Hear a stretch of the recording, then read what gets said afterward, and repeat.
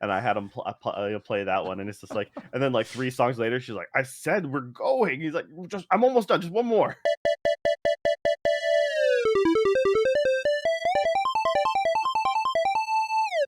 Hello, and welcome to the bottom of the internet. I'm your host, Joe, and this is ADP. We're a podcast about video games, entertainment, anime, life, a little bit of everything in between. Starting today off just a little bit different, back with the way Nick used to say it, and combined with my little adage towards the end. Uh, so, with me, Nick, the gentleman who's going to tell you all the things you did wrong today. Nick, how's it going? Well, the first thing you did wrong was you got out of bed. And if you didn't get out of bed, that was also wrong. You were not supposed to do either of those things. If I tell you what you were supposed to do, that would kind of ruin the point of the exercise. The next thing you did wrong is you put too much sugar or too little sugar, but probably too much sugar in your coffee. That thing that you said to your coworker or your friend or your family member, that was weird and you should go back and apologize, but not until tomorrow. But you won't. You're going to go ahead and apologize tonight because you won't be able to sleep about it and thinking about it. And yeah, so I could go on and on, but we have a podcast to do, so I don't really, not going to do all that. We But should most definitely have you up for a TED Talk one of these days. All thank you. right. Yeah, I should. I've been working on it for the past 20 years. Maybe one day they'll finally call me up to do like one of the like crappy TED Talks like TEDx or something in Baton Rouge or something like that. I don't know. But otherwise, I'm doing pretty good, Joe. Joe, how are you doing? How are you doing today? Doing all right, doing all right. Yeah. Ended up having some friends over the weekend, and decided to show them slash convert them to the world of PlayStation VR. Yeah, not the right. You heard conversion, you're like, wait a minute, what? We're not that kind of podcast. Not yet. Anyway. No, it's uh, one of our friends. They were VR curious, and so we ended up showing them a bunch of things. Yeah, just the basic, foray. Did A y'all? lot of the rhythm Did you stuff. make them put their keys in a bowl? What's going on uh, here? Do I need to call the police? well, I mean, it was funny because one of them was like sold right out the bat. They're like, "All right, this is awesome." Playing Beat Saber, playing Synth Rider. They're like, "Yeah, this is great." And then the other one was like, "Yeah, this is okay." And then I showed them Pistol Whip, and they were like, "Okay, I feel like John Wick now. I'm in." It is, yeah. That one is pretty cool. You are. I mean, you're on rails, but you are just kind of whipping ass as you go down it. That's the right one, right? With all the colors. Yeah, Okay, that's what I thought. So it looks like super hot, Yeah. and it's you're going through movie quote unquote movie sets, but yeah, it's very heavily aim assist, but it still feels very It's satisfying. Be able to just point in the general direction and just hitting people as they're running by, and you're literally just doing a million squats trying to avoid any shots coming at you. Uh, it was one of those things that they're like, "Yeah, we're about to leave," and I'm like, "Okay, well, just one more thing," and I had them play that one, and it's just like, and then like 3 songs later, she's like, "I said we're going." He's like, "Just I'm almost done, just one more." you Steve Uh, Jobs them one more thing. That's I funny. mean, the gaming industry has shown you anything. That's just leave them wanting more. Um, okay, but yeah, that was pretty good. It was good times all around, and unfortunately, haven't been. No, I had to clear enough space for that particular endeavor. So I'm like, okay, now I got my VR space back. Great. Now it's time to really go ham on a bunch of stuff, and it's uh it's pretty good to have that back again. It's just one of those things that I make a VR space, I lose it due to a different reason. Like, you got to have furniture around. Can't put Oh, everything against the wall, and then you know it's the effort. But like now that it's in place, I have my steering wheel ready to go, and I'm like I gotta go jump back into some Gran Turismo. Haven't been in there for a while, and there's a handful of other games that are out. Like I want to get in on that Metro Awakening that just released yesterday. oh wow. So yeah, it's from all accounts sounds like it's doing really good, and Yeah, I'm not sure if I'm gonna get to that right away. I probably end up, to be honest, I'll just wait till fingers crossed Black Friday just to see if it goes just a little bit on sale. Just because I know I won't be able to play it right away, unfortunately. So, all right, yeah, we got a little bit of news this week. So, why don't you tell us what you found? Yeah, I got a couple things. First up, the Nintendo Switch 2 news drip feed continues. It will be backwards compatible. Um, so, uh, so yeah, I mean, it just annoys me that they're doing it this way. It's kind of inexplicable, honestly, but it's Nintendo, so I guess it's whatever. But at the very least, we can be pretty happy. At least I can be pretty happy that the whatever the Switch 2 is going to be called, it'll be backwards compatible with Switch games. I think this is the first time that a Nintendo system, at least a console, like a uh, I don't know, their flagship console, will be that way. Do you remember if any of the DS stuff was backwards Yeah, compatible DS stuff is backwards compatible. all The the way? Game Boy Advance played Game Boy games. The Yeah. SP Okay. and Okay. Color, Yeah. Yeah. the DS, the original DS play and DS Lite played Game Boy and Game Boy Advance games as well. Okay. So So that like makes all of it an those, I mean, actual. all of their like handheld systems, right, which I guess Nintendo is, or the Switch is a handheld system, but so was the Wii 2 or the Wii U rather. Uh, but and it, I don't think it was backwards compatible, was it? The Wii U was not. I skipped. I don't believe it was Okay. the just because they had the whole focus was on tablet, but I actually skipped that console generation because I was overseas, and I'm like, I just Yeah. at that point I just kind of didn't care. Well, there wasn't really I anything actually left on it. I my mean, it's like I the left my most. Wii in the States as well. So Yeah, like the uh, Wii U was like the most dead system, like out of the gate, besides the Dreamcast maybe, or the Saturn. But still, Switch didn't play Wii U games. Um, so Switch Two being what are able you to talking play. about? What do you think Mario Kart is, man? Well, There were so many games ported over because that's the not the Switch was the same successor to the Wii thing U. when you. It's not the same thing when you have to buy it again. So anyway, I was glad to hear that. I wasn't really thinking about it either way, but because I'm not really planning to play a lot of old Switch games on my Switch 2 whenever I do get it. But it's a nice thing to have. It's kind of a winning hearts and minds type of thing. Um, so I think that's good. Um, I don't know if it'll really. I mean, I don't think that the Switch 2 is going to have any problems selling in the first place, barring absolute disaster. But from what we've seen, it seems like it's going to be close enough to the Switch, just more powerful, that it'll be good enough to sell probably equally well or almost as well at worst, and even better at best. So so I think this is just going to be one more thing to kind of go like, I mean, like if you're a kid and you're asking your mom or dad for a Switch 2 and you're filibustering, you're trying to make the case for why you should have it. It's like, look, it's new, but it plays all the old games too, so I'll be able to have, I won't have to like throw those away or anything like that. It'll still be blah blah.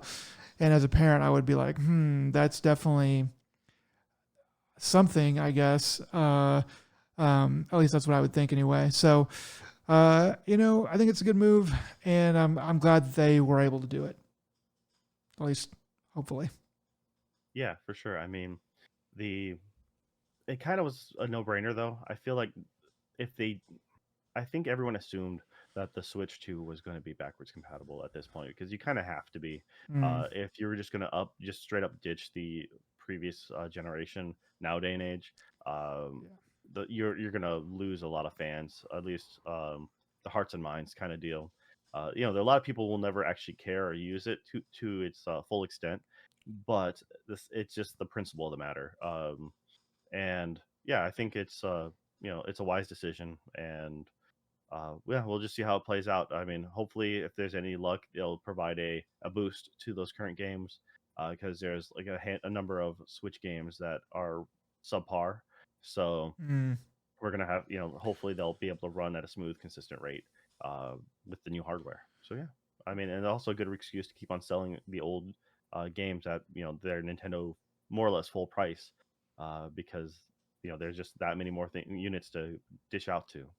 Um, Better to sell the old stuff with the better performance than have to rebuy yet another version of an old game. Uh, Yeah, for real. I at mean, least for like if you consumer could get sake. a Switch game, because a lot of Switch games, it's not too terrible, but some Switch games that I've played definitely chug a little bit because they're just doing too much for the hardware to really be able to handle.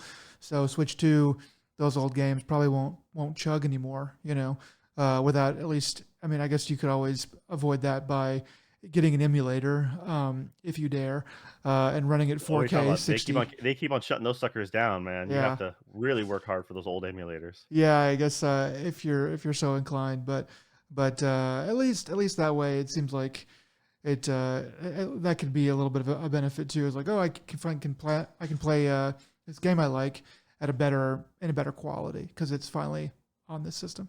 But yeah. All Uh, right, what's the next piece? Next thing, maybe you'll care about this. The Mass Effect TV show that we have been hearing about in one form or another for a while. I think it was first kind of floated as a movie a long time ago, like in 2012 or something like that. Um, uh, well, anyway, the TV show is now officially in development. I think it was first announced that they were thinking about doing it back in 2021.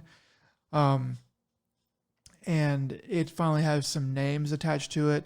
Looks like it's going to be through Amazon Prime, which makes sense when you think about Fallout and some of the other video game things that they've been kind of poking at for a while.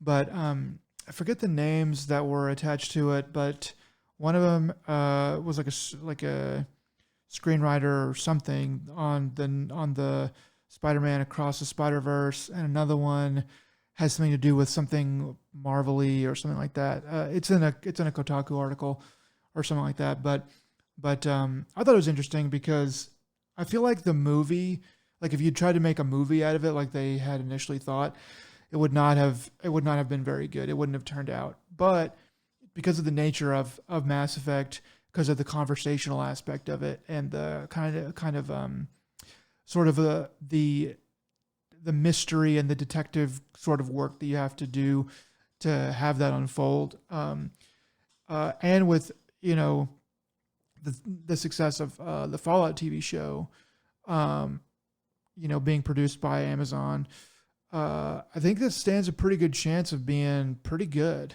I'm definitely hopeful for it. I was not really a Mass Effect fan, but I definitely understand the allure and the appeal, space opera type stuff.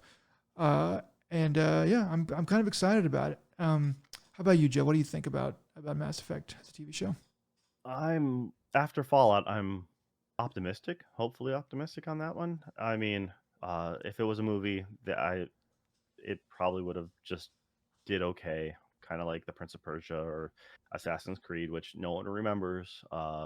And that's kind of how I feel like this would play out. Mhm. Now, being a series on Prime, I mean, it's going to cost a lot of money, right? If they do it what to do it well, hopefully they'll put the budget behind it because unlike Fallout, which is desert and all wasteland, I mean, granted, you just need a couple really good indoor sci-fi set pieces, like essentially a la Star Trek Bridge, and then you can really rotate between a handful of things. But I mean, with any luck, they'll throw some of that Lord of the Rings Ring of Power money into it, right?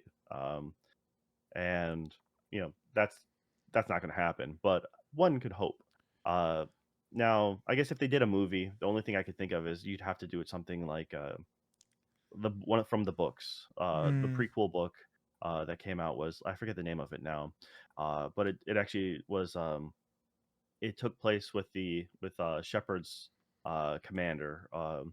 That was Anderson, and it was him and Saren, like their side story, like their beef beforehand. and that was it was actually really neat. It was a really good book. I actually read a handful of the books, and I really enjoyed them, and that's kind of how much I was into the original like uh, Mass Effect lore, as it were. They kind of started losing me at Mass Effect 2, only because of the gameplay, and I really like the turn-based, like KOTOR, or Knights of the Old Republic, the original Xbox, like that kind of uh, turn-based system and RPG elements. They, around that time with Mass Effect 2 and Dragon Age, I forget which one, like 2, I think it was. They were trying to make things, or maybe it was 3, or Inquisition or something. They were trying to make things more arcadey, more fast-paced. EA was going, in my personal opinion, like down the crapshoot. They just were not handling things well Mm. because they knew what the gamers wanted. Um, Of course, they're EA. and yeah, and of course, like Mass Effect 2 is also like, I think it was like some of the peak pre-order BS, along with that too, being like, hey, if you pre-order from one of these 16 places, each place has a rare, pre-order bonus and all that other garbage. So just that whole behind the scenes stuff was really muddling. The story was still really solid, but I think in order to do a film properly, you'd have to, automatically do a trilogy. But the problem with the game is like the game works itself better because you have so many side stories and so many things you can at least kind of experience. You kind of have to have a full, in my opinion, to make a good trilogy. You still have to have an actual climax with a good conclusion towards the first thing. That's why a lot of first movies of trilogies are like standalones by themselves, at least the good ones. You Yeah. got Back to the Future, The Matrix, stuff like that, because the first one is good. You don't need the rest. And the kind of what makes people tired is because you're like, oh well, the second one or whatever always has to be on a cliffhanger, and that kind of gets tedious after a while. And then plus you're losing momentum because it takes X amount of time to make, or you just have to even just wait a year for it to come out if they film them all back to back. So a series is probably the right way to do it. You can, the big question is if they're following Mass Effect 1, how are they going to end it? Are they just going to end it like the game? Because uh, I don't know. It's just going to leave. You still have the greater threat, but you have at least Saren as the bad guy for the first game, and Mm. so you at least have that conclusion. Kind of hard to do in a movie set, so that's why having a series draw it out a little bit more would be decent. Um, yeah, I think the only way to do this as a film would have been to like kind of hit the ground running, as it were, just And immediately the show people like under fire, like not a slow intro, just a hard flash, like uh action scene, just to get you right off the bat and just roll with it. I think that's the biggest problem, is introducing people to something and then not having to, you always have to have the fish out of water, explain it to everyone, break it down, all these other backstory things. And that's kind of why I like Mass Effect the game, the first game, because of the fact that they had the most lore like under the sun. It was crazy. Every planet you came to had little flavor text behind it. You couldn't visit like half of them, but you just read this weird crap about the planet. Just some of them, a lot of it was just boring. But then like one of them, you come like, yeah, it's a planet that no one's visited. It's just all shrouded in fog, and it's been observed that a giant serpent or like creature shadow in the fog, but it's never been seen again. And you're like, okay, like that is neat. yeah. But it's like just that kind of stuff. And then uh so that they have a lot of lore and stuff, but they just have to make it streamlined. They have to make it simple. And they don't have Well, to overly explain every little race or every little like culture shock or the implements. They just roll with it like everyone should know what it is. You can get it out of context clues. Every now and then be like, yeah, here's a MacGuffin. Here's kind of, or like explain it to somebody. Like you got the science nerd to explain you know, the mass relays. And other than that, you don't have to break it down for everyone. I think that's, don't get caught, especially with sci-fi stuff, don't get caught up in the minute details, or else you're going to be like, well, why don't they just replicate everything like Star Trek? Like you should just mm, replicate it, and that's the answer to all your problems. You need something, replicate it. It's like, but they yeah. never do it. And so that's kind of, in Mass Effect, it's like there's a lot of people in that game, and so like, do you omit people? Everyone kind of needs, like I it mean, becomes I really mean, to weird because me, you're gonna have a love story like question, EA is not Bethesda, Um, and but if they will, if they could humble themselves enough to go, okay, just do it like that.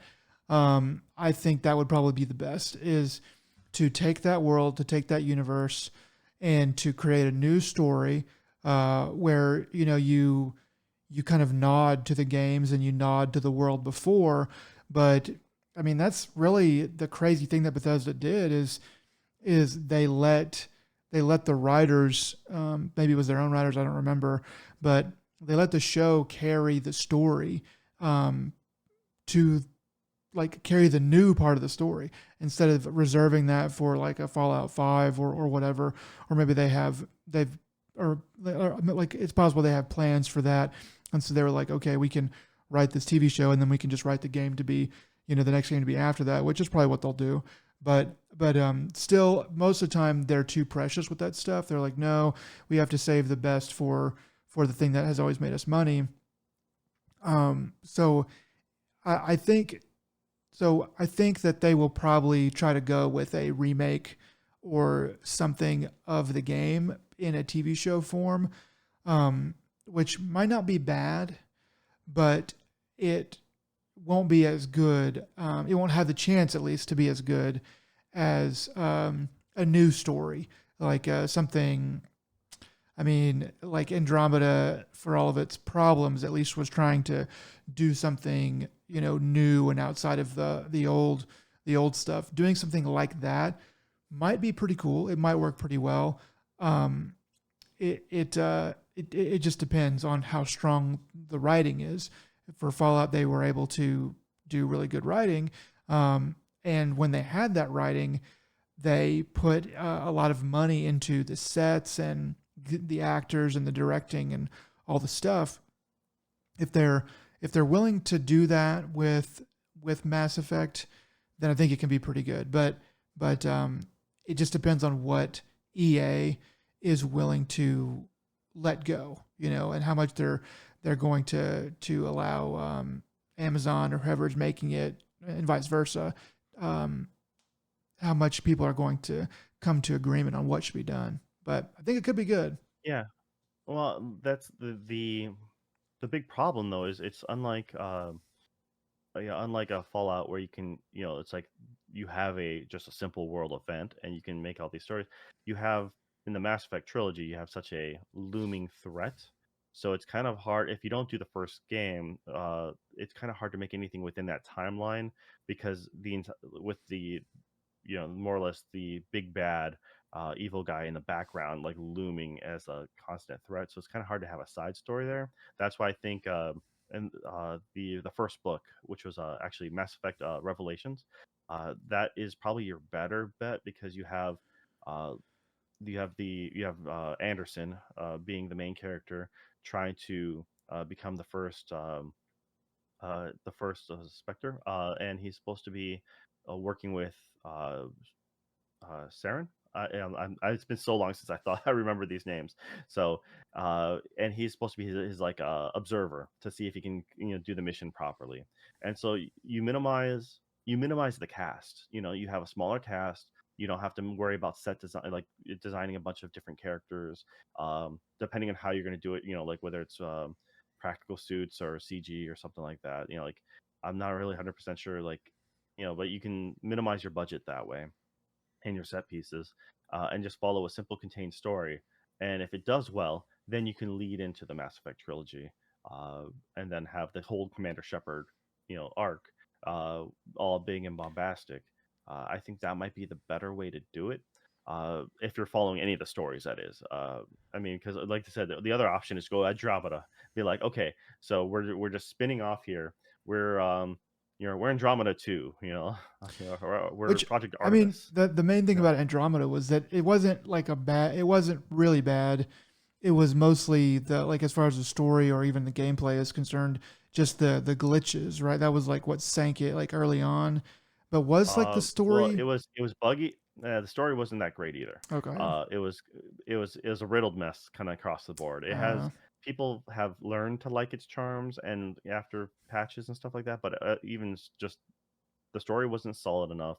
The concept was there, but it's just like, good core concept, bad execution.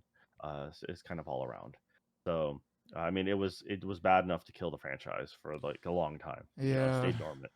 I mean, so we'll hopefully this will help be in What, time for a decent revival of the series, which is, and we'll see how this plays. I mean, which is kind of strange to me. I mean, for the people that really didn't like, there's people who really hated Fallout 4. But I think it sold well. I think it was mostly pretty well received. Um, and then, years later, they make a show with Mass Effect. Um, it's been almost as long since Andromeda came out as Fallout 4. Um, but it had a much worse reception, as far as I could tell. So, and I'm just wondering what the appetite is, Well, I even mean, among fans so of Mass Effect. Fall- Fallout kind of Fallout had a bad reception because of everyone just loved New Vegas so much. And but granted, the world itself, the game engine, you expected a lot of the jank because that's just Bethesda charm, as it were. That's the Any open world trade-off on game a you world knew that was big. so it wasn't so glaring to coming from something as polished as the Mass Effect trilogy. You know, that's what really angered people because you're going from something, a group that makes competent and great technical games to something that was glitchy and garbage as Get Out, and also the writing wasn't that great. So it was a step down, and it was a slap in the face from both fronts. Um, I personally fell off of Fallout 4 real quick. It just didn't grab me at all, really. Mm, It had a couple really neat aspects, but I just couldn't keep my attention. And I was also not a big fan of New Vegas. I put in like 150 hours in New Vegas, and I still just don't like it. Like yeah. I really tried liking that one. I tried everything, and it just wasn't clicking for me. So it was just, you know, I realized maybe I'm kind of done with that kind of game because I also didn't like Skyrim, but I was always a Fallout fan, and so Fallout 3 was kind of peak Fallout. But when it comes to BioWare, making, you know, Mass Effect was so good. Andromeda came out, and it was just like you there was really no direction you could go except for kind of down. It just really seemed it was like hard to believe that they could make anything better. It's like any studio who has a number of successes one after the other. You're always waiting for like, okay, now they're gonna drop eventually, but they dropped so hard. Like it Mm, wasn't just like, oh, it's not, it's just like it's not as good, but it's still good, but just not as good. No, no, it's just like, wow, this is bad. Um, I know they're supposed to be making, they're under works for new Mass Effect, especially after the current Dragon Age game, Veilguard, I think it was came out. mm. So Mass Effect is supposed to be on the docket. Uh, and it'd be smart to release these things, within reason of each other. Hopefully, drum up some energy. And yeah, I'm like I said, I'm only because Fallout was done well. That's the only reason why I even give this a shot in the dark. Uh, I'm right there with you. Yeah. I haven't, yeah, because actually haven't seen the Yakuza Like a Dragon on Prime. I know that came out, uh, or it's still. I don't know if it's all dumped at once or if it's coming out in installments. So I just haven't had I time to think they take a look do at it. one at a time because they want you to be paying month to month. They're less confident than Netflix is that you're going to keep their subscription. But that reminds me. So like I'm I'm encouraged because it's on Amazon and not on Netflix. With Netflix, you're going to get um, I'm just starting to notice that you're just going to get boilerplate sets and just really boring. It's just going to look really boring and feel really boring. That's seems to be the mo of a lot of Netflix movies. Is they're just so cheaply made. They look nice until you really start to like actually look at what they're doing. And with Fallout, I felt like it was handmade, or it was like specially made. Those sets and those locations and stuff were specially done to make the show. They weren't just like, well, we're gonna do this one and then we're gonna reuse this set and flip it inside out and repaint it and then put it in this like rom com or whatever, like they do with Netflix sets. So so I feel like it stands a better chance, even just being on Amazon, at being looking a little more unique and them going in harder. So that at least is encouraging to me. Yeah, for sure. I mean, so that's like I said, we'll see how this turns out. I love Mass Effect at its core, so I really would like it to come back strong. And this is probably the best chance we're gonna get. Because honestly, if it was done by any studio as a movie, I just don't think it would fly. And it's the big question is what's the story going to be like? I mean, if they do a standalone like you're talking about, that I'm really curious, like what part of the timeline? Because like I said, they could do like a new Andromeda thing, right? Um, ref- and they can have fun making nods and references to Shepard's team and everything like that here and there. That might be neat, but uh, you know, you'd fear spoiling Mass Effect trilogy for those who would be interested in it, I guess. Uh, I Yeah. mean, I think you just have to rip off that band-aid and let it be spoiled. Let that happen if you're doing something post the I trilogy. mean, the first Um, game came out in 2008, and like, so we are getting to the point where it's like, I think we might be getting to the point where a show might actually reinvigorate and actually make people go back and play those old games. I mean, when I was like watching Fallout, I was like, dang, I want to go back and play a Fallout game. And then I remembered what they're like, and I'm like, oh, okay, maybe not. But Actually, sales did jump they for did. Fallout. Like they did go up, and then also they had recently after that released the fan mod Fallout London, which then Bethesda quickly patched to break it, and then they Mm. had to come out with workarounds for that, which is ridiculous. Um, but yeah, that's I mean, but that patch is or that Fallout London's pretty amazing. So anyways, here's hoping to jumpstart the series in a good way. But yeah, what else you got for us, man? Yeah, two little things, two little uplifting pieces of news, I would call it. The lack of PS5 Pro shortages means that a lot of scalpers are having to resell at a loss. Um, this is an article from I think Kotaku. But anyway, I just saw this, and apparently they're some of the prices in pounds in British pounds are are actually lower than what you would kind of normally pay for it. And then also there's some markets in Japan where they are the price is set even with what you'd have to pay. But when you consider that like inventory, like having to hold on to the inventory, or the shipping of the PlayStation, they are having to take a loss on it. And anyway, so I'm just glad to see that because I mean scalpers. I mean I get it, they're trying to make money, but screw them. And so that just kind of made me happy, and I wanted to share that. The other thing is that this is kind of funny also from Kotaku. Donkey Kong Country 2, Diddy's Kong Quest. A new cheat code for that was found after 28 years. It's not really much of a cheat code. All it does is it take you back to the main menu, no matter where you are in the game. But nevertheless, it is kind of a newly discovered thing about that relic of a game. I kind of wonder if people knew about it and just nobody ever wrote it down because it was dumb um, back in the day. But like on GameFAQs, it just got glossed over. But nevertheless, it's nice when they can bring up when they can dig up an old fossil like that and find some new stuff about it. So I thought those two things were kind of cool. Yeah, for sure. I mean, the I think with one of the big ones is like Punch Out, right? Punch Out after the big one was like Bald Bulls. trick where like their cameraman flashes at the right timing that you're supposed to do a punch when he's charging you.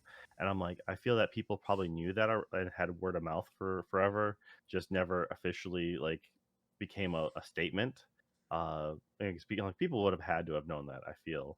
But everyone's like, when they're like, yeah, it's freshly discovered. I'm like, I don't know. Speedrunning community's been going hard for a long time, so I feel like they would have known. Somebody, Um, yeah, somebody probably figured that out. It just wasn't probably written down or freaking canonized on Twitch because it didn't exist back but then. still, it's fun. It's fun, like having things officially uncovered, or like it makes you miss the good old days of like these simple little cheat codes and stuff like that. I mean, unfortunately, like trophies and achievements kind of ruined a lot of that as well because if the moment you enter those in, you can't get those, and a lot of people want to chase those numbers. Uh, but like even I remember Grand Theft Auto 3 and like Vice City and stuff like those old ones, being able to input codes and then just having wreaking havoc and having fun. And then the moment like Grand Theft Auto 4 came along, and you're like, yeah, if you input the codes, you disable like any trophies. And I know a lot of people just stopped. Um, because you want to be able to get those numerical numbers going up. And I'm like, all right, so just every now and then having a game, I think even the original Dead Space, EA's Dead Space, like had a code for like just a button prompt code for health or something like that. And I was like, wow, that's great. I mean, I think that's the last time I actually remember a big AAA game having like a cheat code in it. So, and that Yeah, was it's been a while. Uh, Never actually. Oh, I should have checked to see if it had that with the new one. Probably not. They probably omitted that in the remake, but that would have been funny if they did like an homage to that. Yeah, all right, cool. So like, yeah, looks like that's it for the news this week. That we found important. Uh, Now, gaming wise, been pretty busy, but since I had the VR stuff set back up, I was really getting into some of those. Well, there's been a couple of new like releases out there, like the Horizon remake, where for $10 you can get you can get the new version. mm, If you own it on PS5 already or PS4, you can then get the official remaster for $10. You can same with in the VR space for Arizona Sunshine. If you own it for the PSVR one, you can get the remake for $10. And it's essentially the original game, more or less running in the Arizona Sunshine 2 engine. And so, yeah, which also reminded me, I'm like, I have quite a few games that have already done this. Like, I've purchased the upgrade and I've just never gotten around to it. There's like the Creed boxing VR game, Tetris is similar, and Res was one of them. And I'm like, you know what? I haven't played Res on the PSVR 2 yet, and hadn't played it in years. So I'm like, all right, give it a shot. And so the old game Res from PS2 era been re-released many times. I've owned it many times, and yeah, so I went ahead and give it a shot. I'm like, man, I still really like that game. Uh, I think I know sometimes get a little VR sickness, and so I think this is okay for that because it's you can play it standing or seated, and it doesn't provide it's kind of more or less a rail shooter. Uh, so for those who haven't played Res, you're you're like a computer program trying to trying to help bring an AI under control. Essentially, the AI has starting to intake too much information and it's starting to lose itself. And so that's kind of the stages as you're just kind of going through like the the 80s 90s equivalent of a computer mainframe or something like that. And so you get a lot of visual imagery but all done with like wireframe like design. So kind of like when the original Hackers or whatever, where you see like the circuit board as a city layout or something, or like Tron. So your your character, your avatar is just uh, evolves over time, and as you're playing through the game, uh, it's primarily like a music-based rhythm shooter. Is the best way I can put it. Your enemies, sprites come on the screen. You move a cursor over them, highlight them, and then you just fire. And it's just pretty much a simple shooting gallery. I don't remember it being this easy, but in PSVR 2, it is really easy. Just stupid easy. But at the same time, you're kind of in it for just the chill factor because it's not too terribly difficult, but you're just kind of bobbing to the music and just kind of getting into your own little groove and having a good time. Well, I mean, I think Uh, the wands don't the wands make it a little easier? all like I said, stupid easy, as opposed to Okay. using an old original PlayStation 2 DualShock controller. Because yeah, Um, because it was on Dreamcast originally, right? I just remember Jeff Gerstmann talking about it a long time ago. I feel like it was on Dreamcast or something, and then on PS2. But yeah, it was. I think it. I don't think it was supposed to be really hard, but I think it was. I think that the wands kind of unlock that difficulty to make it pretty easy. yeah, for sure. And this is the same team who did Tetris Effect and Humanity. So, Oh, okay. anyways, they have a long history of like these music rhythm games, and I don't know. Like I said, it's the one makes it super easy. The last stage, uh, the is specially made, tailor made for VR too. So it's worth it. It's one of those things that like they originally came out with like a special haptics vest and like a suit, as it were, but it was never really marketed. So, but like it was always one of those things that, man, I would really have loved to have seen that, or like been able to experience something like that because it's just a wild, thing to have all these haptics, on a like a jumpsuit essentially. But yeah, uh, I recommend giving it a shot, jumping back into it because if I hadn't touched it in years, and I I just had myself a good time over a couple nights. So that I totally recommend giving that one a look, Nick. But yeah, outside of that, there's just said that new Metro game came out, and I'm I gotta find enough chunk of time to get in on that. You're jonesing for it. I know you're I'll do chomping at the bit for sure, just without a doubt. I just I love the original Metro just games, so tapping that vein, getting ready. all right. Um, Yeah. So I mean, that's it for me. How about yourself?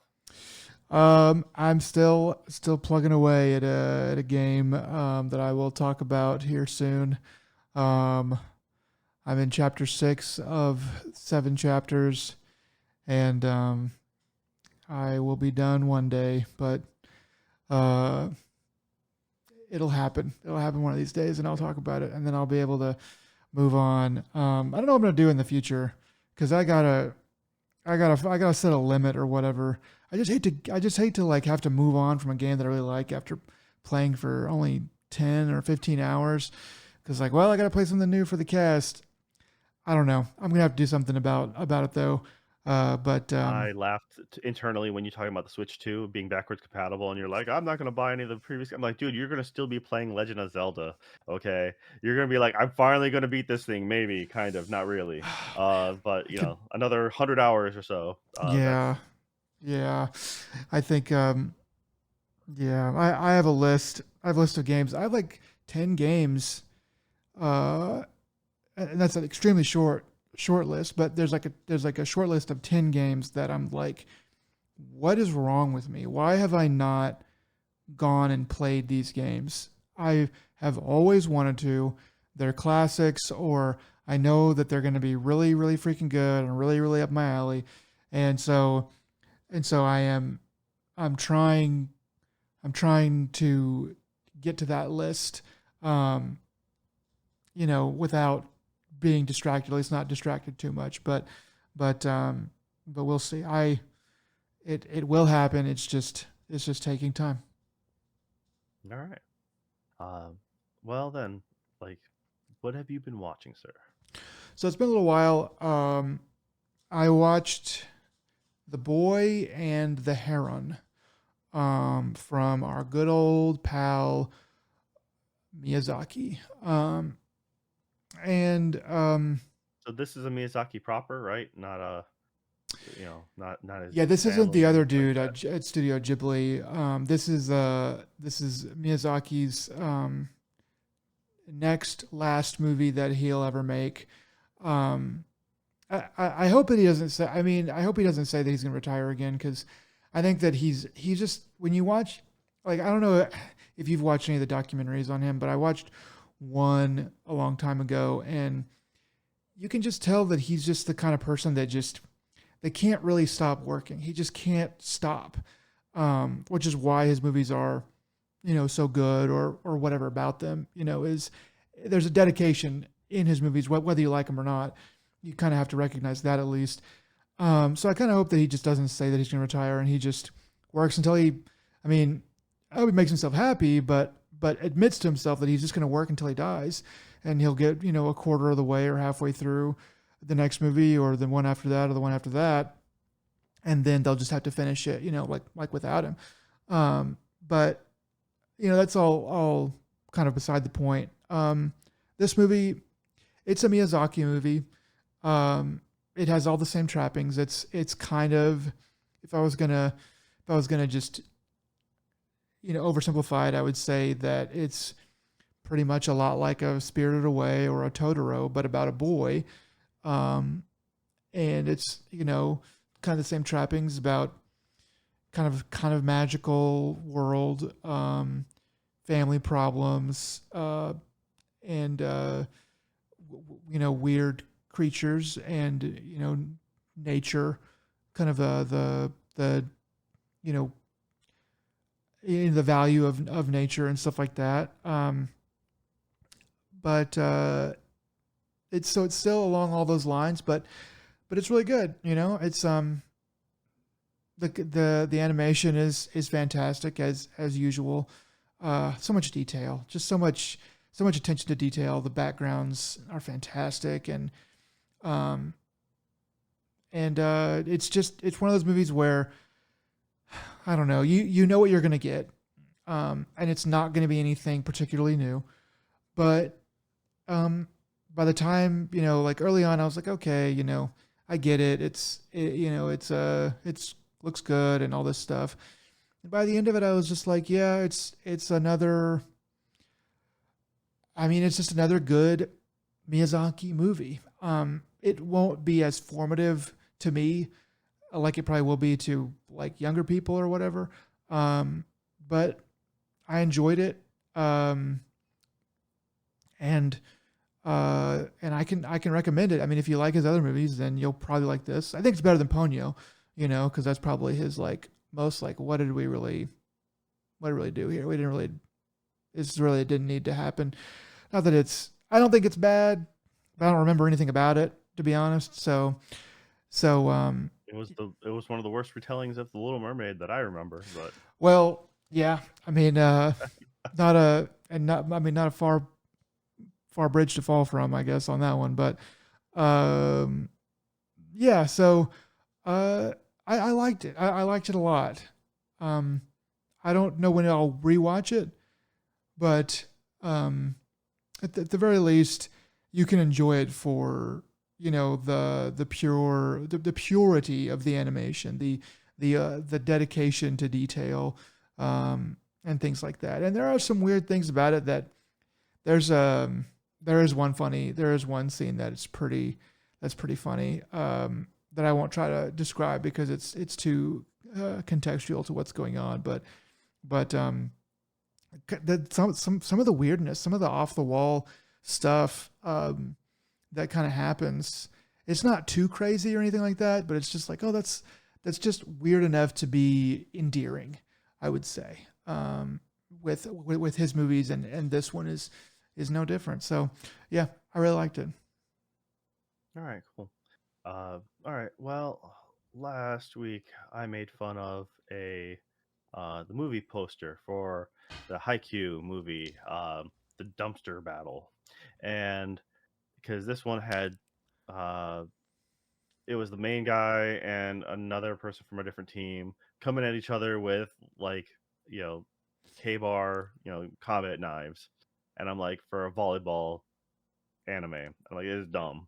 Uh, for what it's worth, they do have that scene for a brief, not even like 2 seconds in it, where he's like the one person's thinking to himself like, This is my rival. We're challenging each other," kind of deal. And I'm like, okay, like it is literally just them moving up to the poster scene and then just cutting from it, and we're like, okay, that's dumb, but yeah, Uh, but they did the thing. It's like saying the name of your show in the thing or something. So uh, but anyways, this is I completely. It's been years since I've seen Haikyuu. Like and so I'm not sure exactly. I feel like this coming out feels really old or like really behind, but I'm like, all right, so this leads up to a tournament, and this is like the start of a tournament. It's not even like it's like the quarterfinals or whatever. Not even the semifinals, not in the final. It's just like no. After all said and done, they're like, and let's go to like like they still have a way to go. So it's like, God dang it, man. It's just like you spend a whole movie just watching one match, but it is still so much better than that Blue Lock movie slash recap because this tells you something new and it's pretty well animated. It's pretty decent overall. You know, Haikyuu's enjoyable. Is better. Like I always was more on the side of during this era of sports anime. You had this and Kuro Basket, which were like the two big ones. And Kuro Basket was great until it was not, and then because everyone started having like superhuman powers, and I'm like, that's dumb. Uh, like they're all it's like the Prince of Tennis thing where everyone's abnormally gifted, from whatever mythical gods, but they're supposed to be just regular people. Um, Yeah, yeah, like is it kind of like the Dragon Ball? I mean, Dragon Ball's kind of its own thing, but it's like where we like literally like tore a planet in half, and then the next, and it's like so we have to like escalate the power, or we have to figure out how to get back to a point where we can escalate the power again. Is it just sort of like breaks its own rules, kind of? well, when it comes to something like a person of tennis, they started naming like everyone had these, it would have crazy off the wall shots, and then they'd all have to have their own name and their own signature form, and it's just like it's like try to imagine like um I don't know, like the Williams sisters each having their own signature like tennis move or some crap like that. Like one of them would have like a meteor smash or something like that. Like that was the kind of absurdity you'd expect from Prince of Tennis. So it's fun in its own ridiculousness, but the fact that you'd almost wish that it wasn't grounded in like modern times and it was just like a fantasy setting. Um, now, Kuro Basket, on the other hand, was like it started off like normal basketball, but then all of a sudden, everyone has their own special gifts and like uh they're like one person has such a spatial awareness that they can just tell where everyone is Uh, on the court at any given moment and that's like a what Blue Lock is sonar like. like ping I mean, you know that's what Blue Lock yeah is like. and But that's at least Blue Lock starts that way, where it's like, okay, this is like we're in this some like a soccer compound, military complex or whatever. It's stupid from the jump, so it's a little bit easier to take. But Kuro's yeah. basketball doesn't really go that way. No, yeah, it's just like he disappears on screen. Well, why is he disappearing in front of you? Oh, because he moves the moment you blink. Like literally, like the half second that you blink, like he's shifting, so it looks like he teleports, and um, he's matching your breathing or something. I forget now, but it's just so. Anyways, Haikyuu is always more grounded with good old fashioned like just effort and gambarimas. It's just like they Yeah. um, I mean, it's a decent, it's just like, you know, it's a decent show, and I actually Haikyuu is actually pretty okay. And so this movie was like, yeah, it's. I mean, granted, the movie seems kind of for me it was like irrelevant, but it was at the same time it was as a if you looked at it as 3 episodes, you're like, okay, that's fine. It's just like it's just fine as a TV show, and that's all I really have to say about it. I mean, I like I said, I mocked the poster, I still do, Well, when and they but like just do the thing to get to where they can say, "Well, we did what was in the poster," and then move on, it kind of just takes the air out of it to me. But yeah, yeah, I mean, there's other posters out there, but like I said, I just was fixated on that one because I'm like, wait a minute, why do you guys aren't even like that cutthroat against each other?